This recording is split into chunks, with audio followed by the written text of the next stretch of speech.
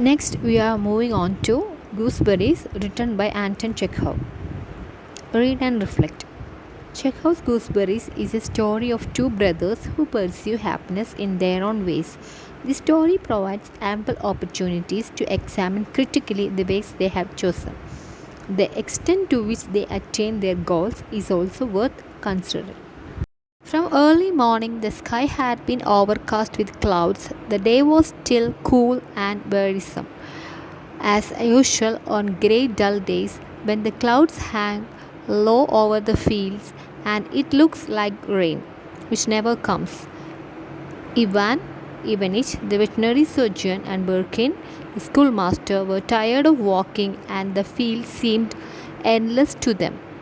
Far ahead, they could just see the windmills of the village of Miroski. In the calm weather, when all nature seemed gentle and melancholic, Ivan Ivanich and Birkin were filled with love for the fields and thought how grand and beautiful the country was.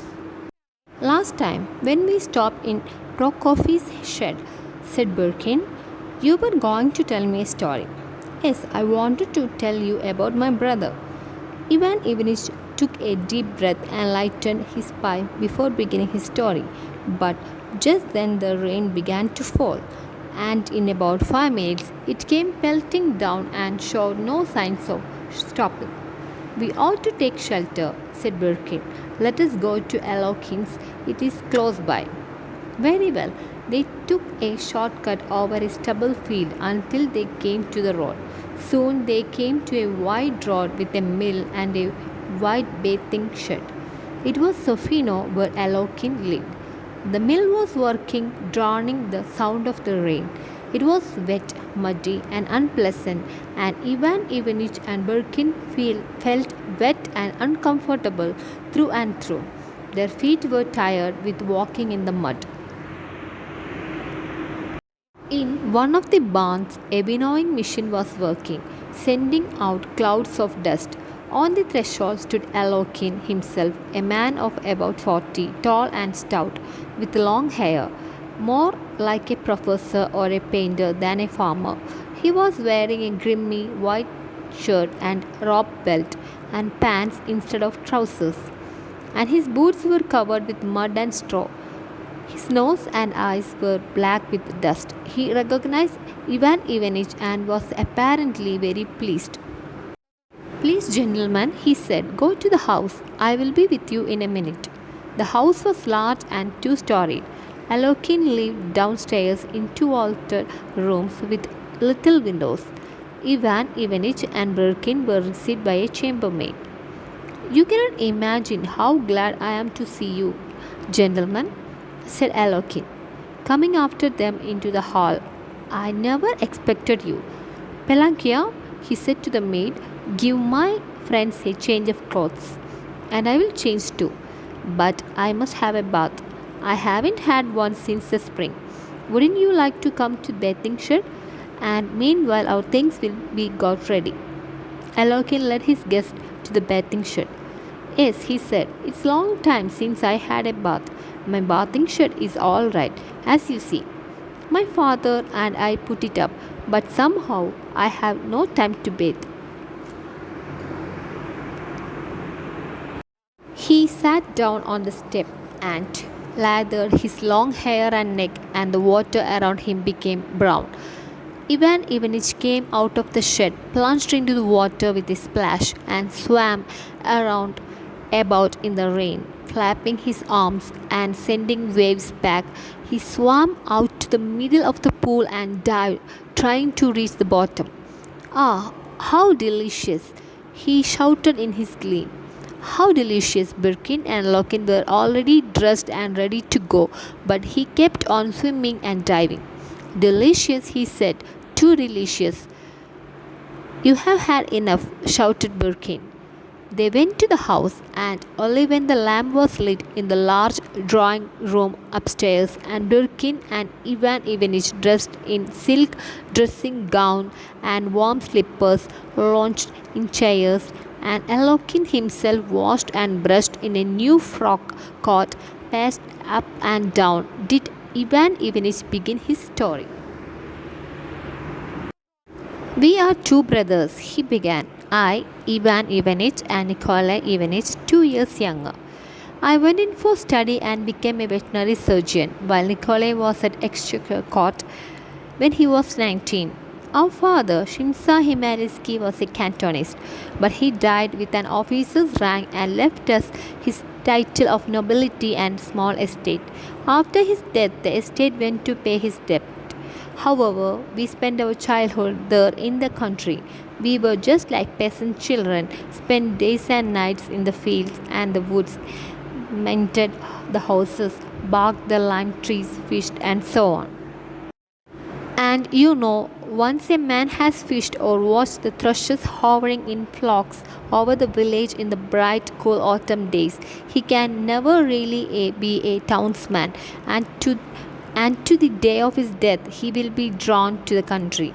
My brother pined away in the exchequer. Years passed, and he sat in the same place, wrote out same documents, and thought of one thing: how to get back to the country and to buy a small farm somewhere by the bank of river or a lake.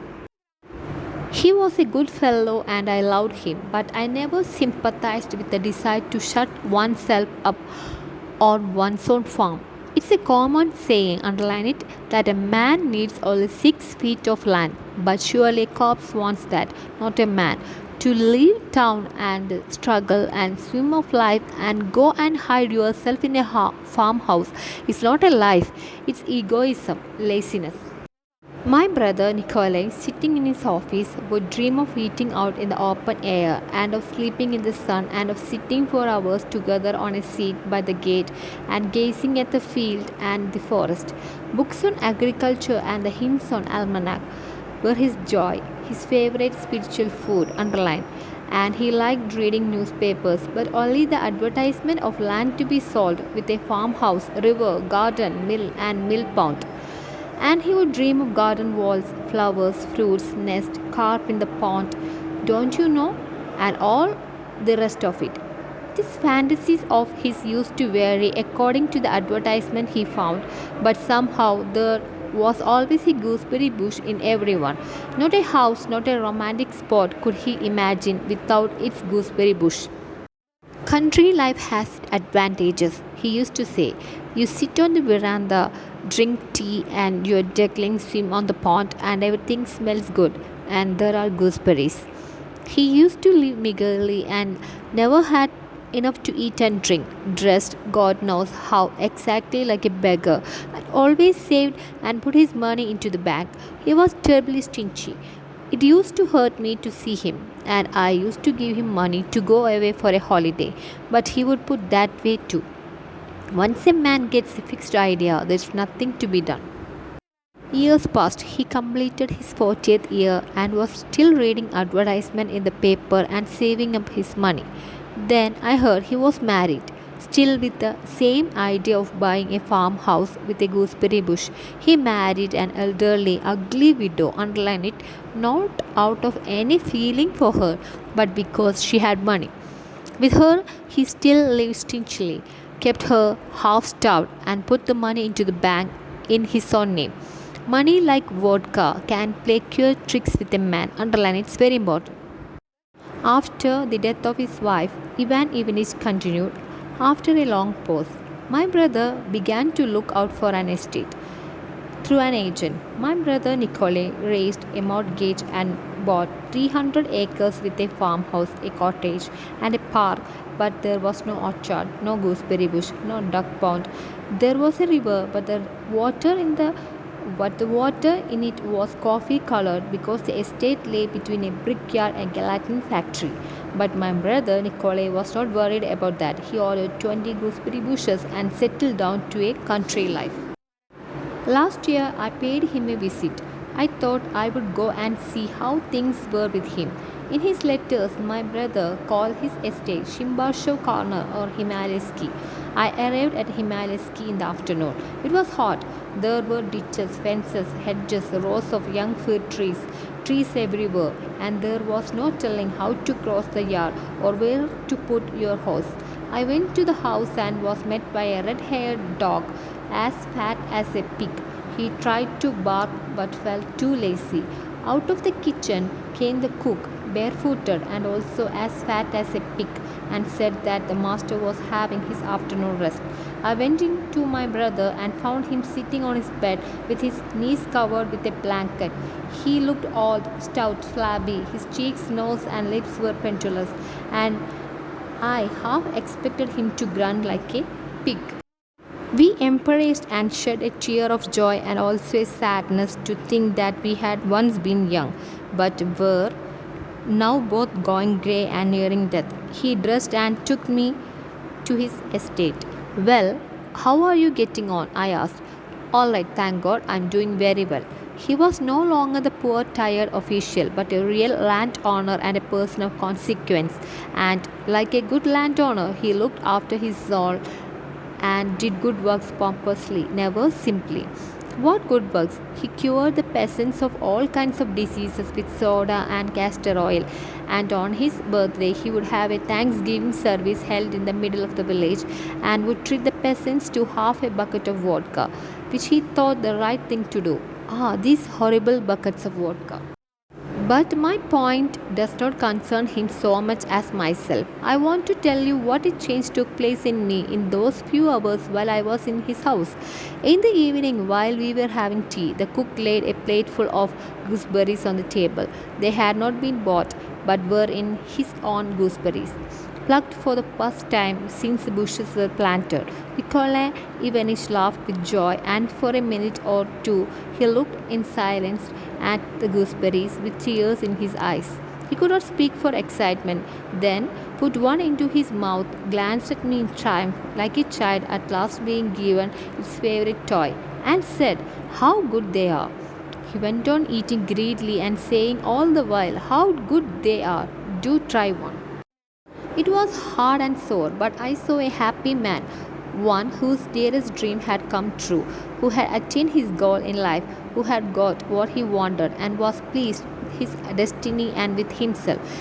In my idea of human life, there is always some alloy of sadness, but now, at the sight of a happy man, I was filled with something like despair, and at night it grew on me. A bed was made up for me in the room nearby my brother's, and I could hear him, unable to sleep, going again and again to plate of gooseberries. I thought, after all, what a lot of contented, happy people there must be. What an overwhelming power that means. And such a state of things is obviously what we want. Apparently, a happy man only feels so because the unhappy bear their burden in silence, but for which happiness would be impossible. That night, I was able to understand how I too had been content and happy. Ivan Ivanich went on. Getting up, freedom is a boon. I used to say, underline it, as essential as the air we breathe. But we must wait. Yes, I used to say so. But now I ask, why do we wait? Ivan Ivanich glanced angrily at Birkin. Why do we wait? I ask you, what consideration keep us fast? I am told that we cannot have everything at once and that every idea is released in time. But who says so? Where is the proof that it is so? Tell me, I say, why should we wait? I left my brother early the next morning, and from that time on I found it impossible to live in town. The peace and quiet of it oppressed me. I dare not look in at the windows, for nothing is more dreadful to see than the sight of a happy man sitting around a table having tea. I am an old man now, and I am no good for the struggle. I commenced late. I can only grieve within my soul and fret and sulk. At night, my head buzzes with the rush of my thoughts, and I cannot sleep. Ah, if I were young.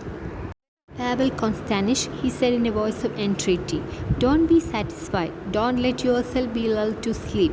While you are young, strong, wealthy, do not cease to do good.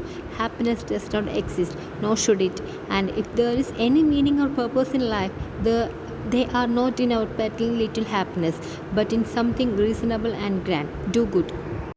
Then they all three sat in different corners of the drawing room and were silent.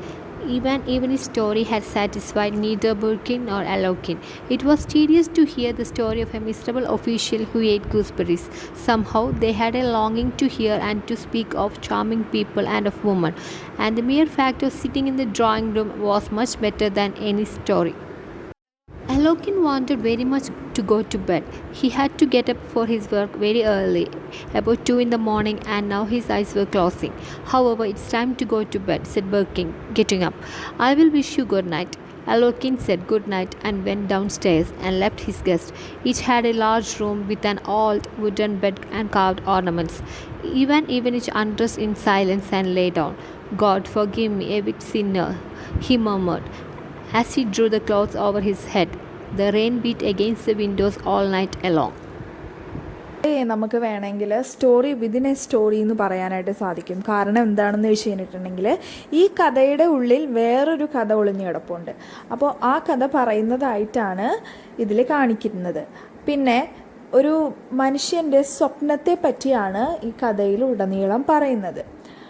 അപ്പോൾ നമുക്ക് സ്റ്റോറിയിലേക്ക് കിടക്കാം.